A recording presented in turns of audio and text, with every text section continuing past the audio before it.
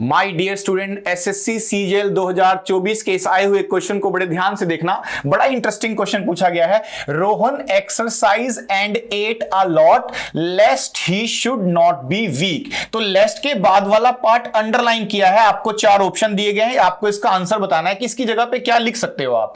तो ऐसे क्वेश्चन में बड़े ध्यान से देखना कि आपको एक वर्ड दिख रहा है लेस्ट। तो जब भी पेपर में लेस्ट लिखा होता है क्वेश्चन में, तो लेस्ट का पार्ट्स ऑफ स्पीच क्या होता है? दिस इज कंजंक्शन, दो सेंटेंस को जोड़ रहा है। और इसका मतलब क्या होता है? To avoid the risk of, यानी किसी चीज के रिस्क से बचना। जैसे कि लिखा हुआ है Rohan exercise and ate a lot. Rohan ने एक्सरसाइज की और बहुत खाया, किस रिस्क से बचने के लिए? ही शुड नॉट बी वीक, ताकि वो कमजोर ना हो जाए। तो आपको ऐसे में क्या करना होता है कि लेस्ट जब भी आप यूज करेंगे तो आपको एक मोडाल लगाना होता है, और लेस्ट का मोडाल सबसे बेस्ट क्या रहता है? शुड।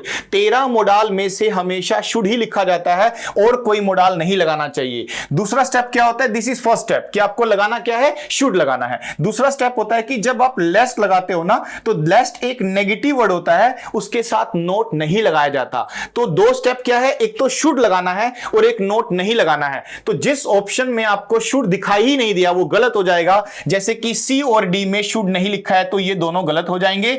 अब शुड होना चाहिए तो दोनों में लिखा हुआ है, ए में भी और बी में भी। नोट ध्यान से देखो, बी में दिखाई दे रहा है नॉट, नोट नहीं आना चाहिए क्योंकि दिस इज नेगेटिव वर्ड, इसीलिए बी भी गलत हो जाएगा और आंसर क्या बन जाएगा हमारा? ए आंसर बन जाएगा।